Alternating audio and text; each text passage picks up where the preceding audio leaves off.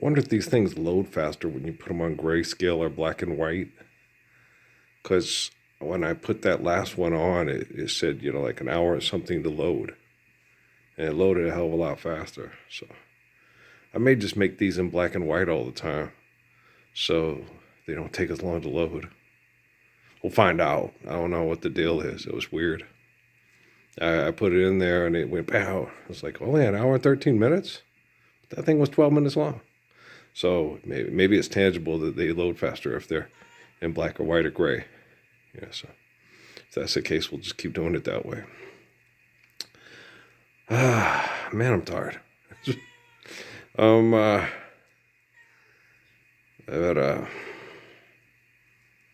just tired of stupidity, and I'm not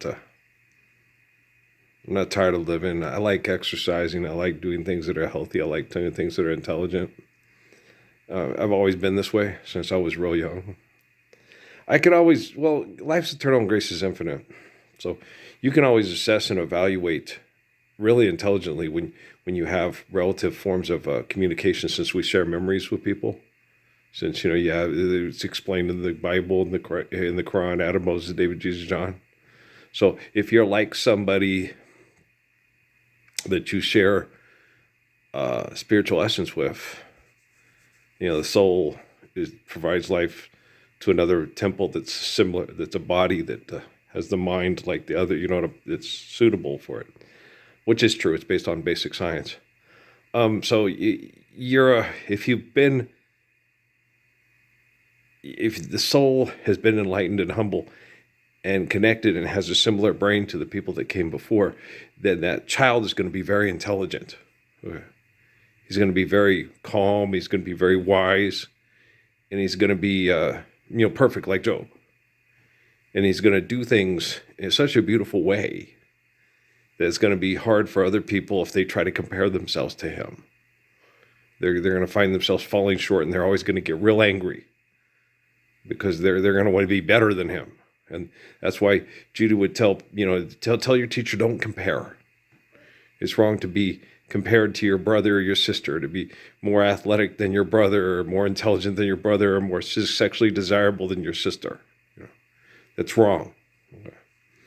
It's right to get the right fit, like on Cinderella, the right fit shoe. You know what I'm saying?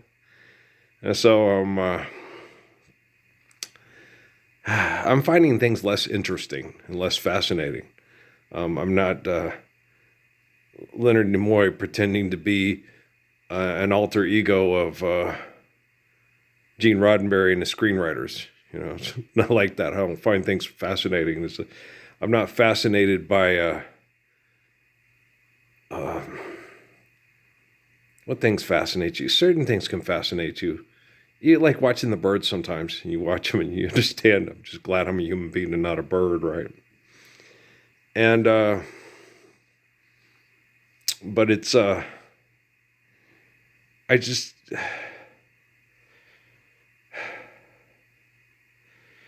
way we live is so mundane and doesn't, relay and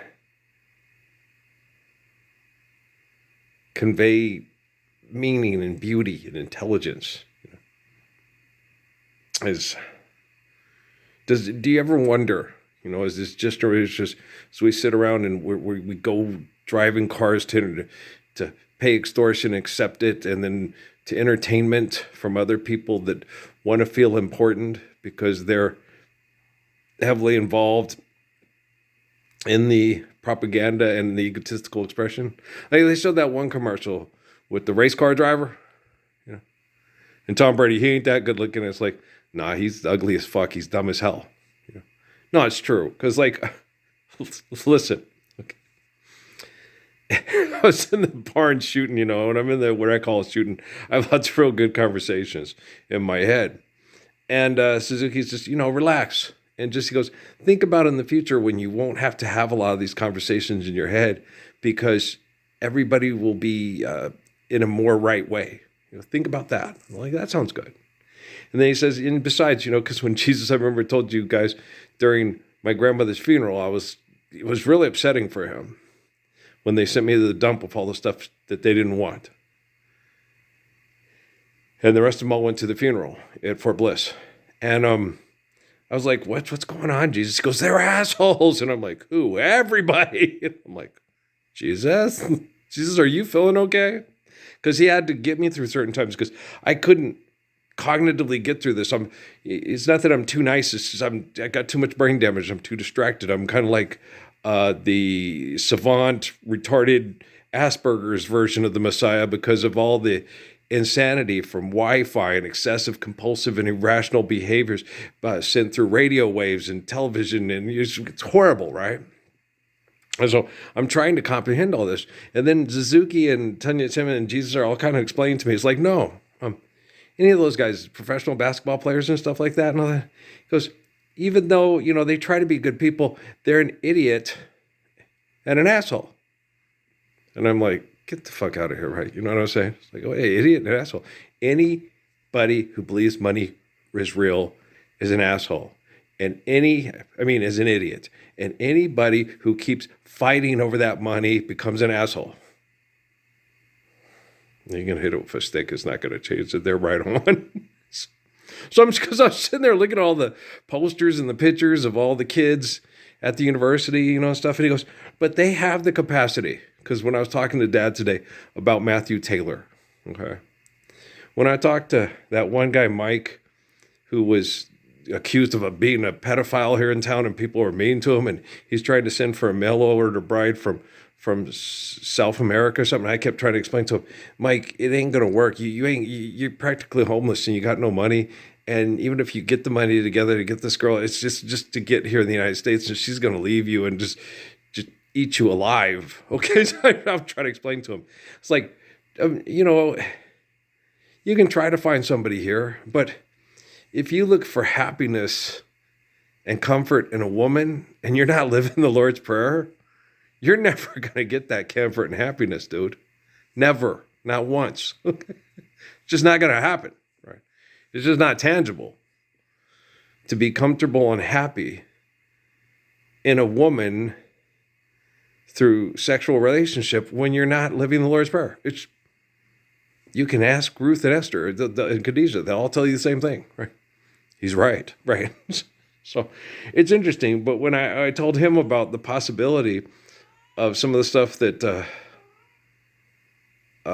Edgar Cayce, because I thought, well, eventually it could possibly hit the eastern shore of the United States, because he said it hits the eastern shore. But Edgar Cayce's like me. And when Edgar Cayce got those revelations about it hitting the eastern shore, everybody assumed it would be the eastern part of the United States. They didn't assume it would be on the other side of the world. But it hit the eastern shore, the tsunamis. Okay, the one that hit Japan and the other one that hit years before that. And it just killed lots and lots of people. It was horrible. And we had the science to know what was going to happen, be ready. But we didn't do anything about it. And I've noticed that with a lot of the stuff that they do, the scientific community and the philanthropy community is very diabolical and very thought out and it's engineered. Okay, like the fires in Maui and most likely probably the fires in Los Angeles. I didn't pay that close of attention, but it probably is very much engineered. And then people, well, no, it was because this and that. They told me at Fort Huachuca, they can program people like they program in a video game. Okay, do you understand? It wasn't because of this. It wasn't because of that. Okay, are you living the Lord's Prayer? Okay, then you're an idiot. And the more money you got, the bigger asshole you become because of your idiocracy. Shh, just listen. Don't talk, just listen. You're still stuck in Devontae Swing's basement. Shave your cha-cha and flip it and reverse it. And make sure you get lots of money for it. Shh, shh, shh. Just go and look under that fence. Took all the balls. They tried to rot mine off. Everybody, you shouldn't have said that all the time in Sierra Vista. Yeah, I used to tell the guys in Sierra Vista. I would sit there and walk into the back of the meat and say, man, if you ain't got any balls, here, clank, I'll grow more. Everybody's like, you shouldn't have said that. It's like, why? I'm not afraid of them. I'm like Jesus and John, David and Moses, and you know, I'm not afraid of them. Okay, life's eternal and grace is infinite. There'll be a temple that provides, you know, a body for the soul that's like Adam, Moses, David, John, and you want some balls here? Clank, I'll grow more. Ándale pues. Viva Villa! Am I not Russian, Joseph Stalin? Anywhere there's a man who's kind and courageous and faithful, I'll be there. You understand? In spirit. Life being eternal and grace being infinite, right? So yeah. I'm not saying I'm that like souls share a communication throughout time. That's why I talk to DT Suzuki and he talks to me. That's why I talk to Sun Yat-sen and he talks to me. That's why I talk to Haile Selassie and he talks to me. Okay. And I'm talking to them. Trust me. Okay. Because the stuff that they tell me, I'm like, wow, this is so good, man. And most people would write this stuff down and try to become a best-selling author. So I know everyone tell how brilliant and great they are, but it's like they wouldn't put down what Pope Francis never talks about.